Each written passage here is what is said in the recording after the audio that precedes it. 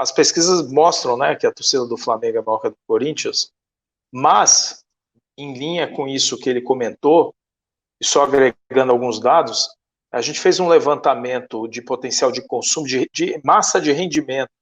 A gente mapeou onde estão os corintianos, onde estão os flamenguistas, onde estão todas as torcidas. O rendimento total da torcida do Corinthians é alguma coisa anual em torno de 347 bilhões de reais. E o da torcida do Flamengo é 321 bilhões de reais. Por quê? Porque a torcida do Corinthians, só o número de corintianos no estado de São Paulo é maior que a população do Rio de Janeiro. E a torcida do Corinthians está concentrada nos estados de maior renda. O Flamengo é muito concentrado no Norte e Nordeste, tem uma parcela, 13 dos 16 estados do Norte e Nordeste, o Flamengo é a maior torcida, mas tem uma renda média menor.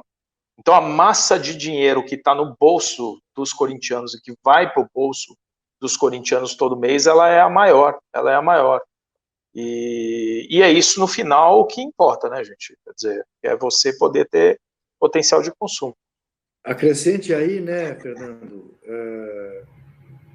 o norte do Paraná, né, que é a potência que é, Londrina, Maringá, então, que é tudo torcedor de time de São Paulo, e o Corinthians é majoritário. Né? Então a gente tem essa coisa mesmo de se impressionar, o Flamengo vai jogar em Manaus, lota o estádio, mas é um poder aquisitivo menor do que é o poder aquisitivo de quem é corintiano. Agora, a segunda maior torcida de Curitiba é a do Corinthians, né? A segunda é o Atlético Paranaense, depois do Corinthians, de Curitiba, da capital. Então, quer dizer... E é a maior do Paraná. É a maior do Paraná. Ainda é a maior do Paraná. Ainda é a maior do Paraná. Aos poucos, eu acho que o Furacão vai ultrapassar. A tendência é que passe. Né? Seguir nesse trabalho bem feito que se faz lá. Mas o que eu quero dizer é isso, quer dizer, então você tem esse tesouro na mão e você não é capaz de saber explorar, porque é o pensamento medíocre, é o pensamento, nenhum preconceito, pelo amor de Deus, mas é o pensamento do dono da venda da esquina, não é o pensamento do gestor. Eu digo sempre isso. Porque nós temos uma tradição, né, judaico-cristã aqui no Brasil, enviesada, parece que é vergonha ganhar dinheiro. Né? Então o cara ganha dinheiro por baixo do pano para não ser objeto de crítica. E isso é muito peculiar, né, em boa parte dos nossos cartolas. Não em toda, mas em boa parte. Eu sou a favor que o presidente do Corinthians, o CEO do Corinthians, do Flamengo, ganhe o que ganhe o CEO da Volkswagen, da GM, porque estarão à frente de potências desse porte e que sejam bonificados pelo título estadual. Quer dizer, eu particularmente sou a favor que não tenha mais, mas isso é uma outra discussão. Se vocês quiserem ter, a gente tem. Mas bonificados pelo título brasileiro, pelo título da Copa do Brasil, a Libertadores vale mais. A negociação de um jogador, olha, comprou o fulaninho por 5 milhões, vendeu por 300. Vai ser bonificado por isso, por essa ótima transação que fez. Agora, me dói, mas desde os anos 80 que me dói, na verdade, desde final de 70, dos 70 que me dói, quando vi o Falcão ir embora jogar na Roma, a nossa exportação de pé de obra. Porque time de futebol, o objetivo é ser campeão. E nós vendemos o que nós temos de melhor. E vendemos alguns jogadores que a gente nem viu, que depois a gente vai descobrir que está jogando na Ucrânia, e vai jogar na Alemanha. Nossa, eu nunca vi esse cara brasileiro. Né? Mas que é o que o futebol brasileiro pode fazer hoje. Vender jogador, fazer jogador na base e vender, como o Flamengo fez. Né? O Flamengo, que é uma coisa que também as pessoas meio que esquecem, né? Nenhuma dúvida sobre o esquadrão que o Flamengo montou e a competência que o Flamengo montou e a possibilidade de agora, visto hoje, né? Ofereceram 100 milhões pelo Gerson e o Flamengo falou, não, vai ficar. Né? Mas o Flamengo vendeu 3 promessas, né? Nesse ano que passou. Né? Vendeu 2 para o Real Madrid. Puxa vida, Flamengo nunca mais vai ter um Zico, alguém que possa nascer na Gávea, virar ídolo na Gávea e só ir embora da Gávea quando for absolutamente insustentável a proposta de um milionário clube europeu que se faz valer da diferença da moeda, de abacaxi e tal, mas o ídolo já deixou uma esteira de títulos eternamente gravado na história do clube? Será? O Juca, a gente falou do potencial aí de consumo do torcedor corintiano, só para complementar, a gente viu aí também, analisou a receita que vem direto do torcedor, né? O Corinthians, que é a receita de bilheteria, sócio torcedor, loja própria, pay-per-view, o Corinthians arrecadou 60% do que o Flamengo arrecadou, e o que é menor do que o Grêmio arrecadou com essas receitas, né? Então, acho que está explicado também o potencial de consumo aí que o Corinthians tem e não explora. Mas um ponto que eu queria tocar é justamente esse que você estava falando sobre as transferências, né? Esse foi o maior tombo aí nas receitas do Corinthians no ano passado. O clube aí teve uma queda de 62% em venda de jogador, vendeu apenas 45 milhões, né? No ano anterior tinha vendido 119. A gente começou o ano aí com a venda do Pedrinho, talvez esse número não seja o mesmo esse ano, mas eu queria te perguntar justamente sobre o perfil do Corinthians no mercado de transferências. Você falou do título da Libertadores Mundial, a gente vai se lembrar aí quem era a base daquele time eram jogadores que o Corinthians soube captar muito bem, encontrar muito bem, um Guerreiro na Alemanha, quando os clubes não procuravam o Guerreiro, num processo de captação até bem interessante no momento. Um Paulinho, que vem do Bragantino, quando ninguém o conhecia, um Ralf, a própria linha de defesa, com Paulo André, Chicão, enfim, aquele elenco foi formado, muito bem trabalhado pelo Tite, mas depois o clube passou a gente não... Até queria entender um pouco como aconteceu aquilo dentro do clube, mas houve a contratação do Alexandre Pato, já na gestão do Mário Gobi, em que o clube, né, avançou um pouco mais do que devia, até pelo que foi o Pato depois, e depois formou um time em 2015, ainda muito vitorioso, é verdade, mas já com atraso de salário. Quando aquele time se desmancha, aí parece que a coisa começa a mudar em relação ao mercado de transferência, né? Houveram aquelas contratações de 2016 que ficaram muito marcadas para o torcedor, Giovanni Augusto, Guilherme, Marquinhos Gabriel. Ainda tem o título em 17, mas o que a gente vê é um Corinthians que cada vez menos utiliza a base, isso a gente consegue analisar em estudos nossos aqui. Terceiro ano de queda consecutiva em utilização dos minutos jogados por atletas da base, ano passado foi apenas de 15%, com a ressalva de que o Fagner é um deles, e o Fagner já saiu e voltou para o Corinthians. Então eu queria te ouvir sobre o perfil do Corinthians no mercado de transferência. No ano, o Corinthians termina o ano já sabendo, o balanço não tinha sido publicado, mas já sabendo que o rombo seria grande nesse déficit recorde, mas começa o ano já contratando um Luan por 5 milhões de euros, e agora a gente está escutando aí uma possível contratação do Jô.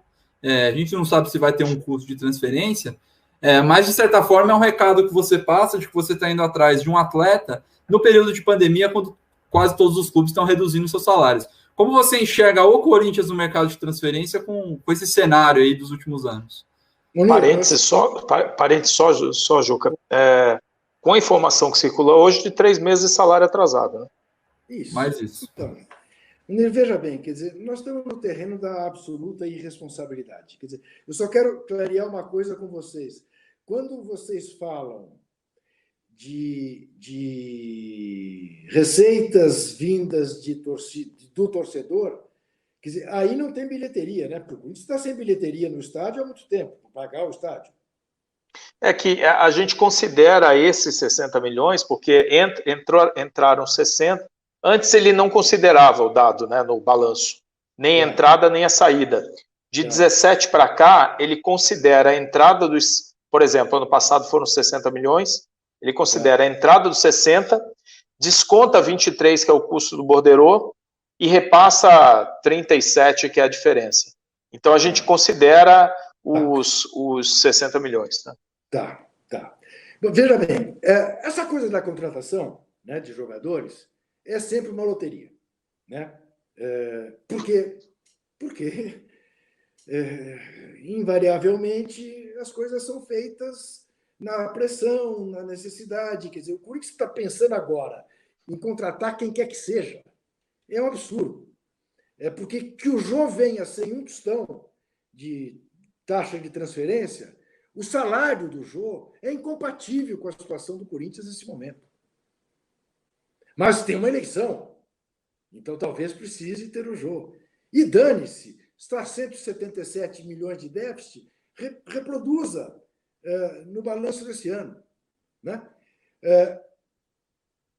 A base do Corinthians sempre foi uma coisa entregue à política interna do Corinthians. Nunca foi olhada como uma preciosidade que tem que ser regada todo dia com muito carinho, com muito profissionalismo, porque pode se fazer dali uma base de sustentação para as necessidades do clube. Né? Aí, durante anos, se disse, e eu não vou negar aqui, porque também não estou dentro da cabeça dele para saber como é que ele enxerga o futebol, mas houve contratações feitas pelo Andrés, sem dúvida, preciosas. Você citou duas, Ralf e Paulinho. Eu morro de saudade do Paulinho, se você quer saber. Não sei se eu já disse aqui que eu sou corintiano, se vocês sabem disso, mas enfim. Morro de saudade do Paulinho. Paulinho, assim, é uma figura que porque não tenho especial carinho. O Corinthians e os jogadores que não custaram nada, praticamente, né? E as pessoas... E nós criticávamos, o Corinthians está se enchendo de jogador do Bragantino, e deu no que deu.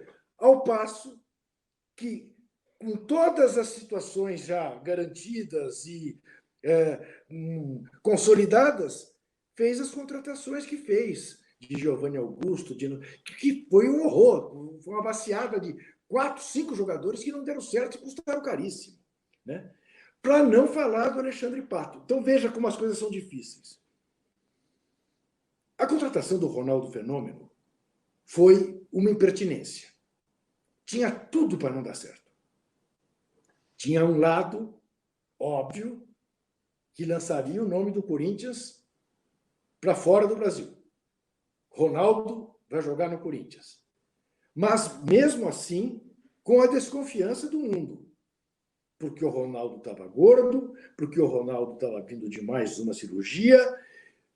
Era uma aposta que tinha mais para dar errado do que dar certo. Ela deu certo do ponto de vista técnico em curto período. Ele fez uma partida épica na final do Campeonato Paulista contra o Santos, um gol absolutamente genial, de cobertura de fora da área, né? E depois ainda foi essencial para o Corinthians ganhar a Copa do Brasil no ano seguinte, a volta para a primeira divisão. E não mais. Tanto que a última partida dele, tanto dele como do Roberto Carlos, que também veio, foi a eliminação para o Tolima na pré-Libertadores. Aí o Corinthians ganha o Mundial. Então fica mais senhor de si ainda. Conosco ninguém podosco. E faz a bobagem de trazer o Alexandre Pato. Que não precisava de mais nada. Meramente um olhar mercadológico. Alexandre Pato e Corinthians não tem rigorosamente nada a ver. Nada a ver. Ronaldo tem. Alexandre Pato não tem. Alexandre Pato é um jogador de perfil para um outro tipo de clube. Nunca para o Corinthians. E não é à toa que ele cai em desgraça da maneira como caiu. Batendo aquele pênalti de cavadinha no Dida. No Dida. Que era o ídolo do Corinthians porque pegava pênalti do Raí e pênalti no Mundial. O Alexandre Pato vai bater um pênalti de cavadinha no Dida. O que demonstra o quanto ele não tinha nada a ver com o Corinthians. E ficou, quer dizer, quanto tempo o Corinthians ficou pagando Alexandre Pato. Né? Então, não tem uma política consistente na base. E olha que o Corinthians, você citou a porcentagem de jogadores que o Corinthians usou em campanhas vitoriosas da base, E não te esqueça, vendendo o William, vendendo o Malcolm, vendendo uma porção de garotos por bom dinheiro e bons jogadores. Vendeu até, não é da base, mas vendeu até o Romarinho. É Marquinhos, Arana, Maicon, Malcolm, tantos outros, Sim, né? sim, né? Mas eu te diria que é tudo lotérico, que não é fruto de um trabalho. Porque as coisas acontecem no Corinthians. Você imagina quantas crianças que se acham boas de bola querem jogar no Corinthians? Não precisa dizer.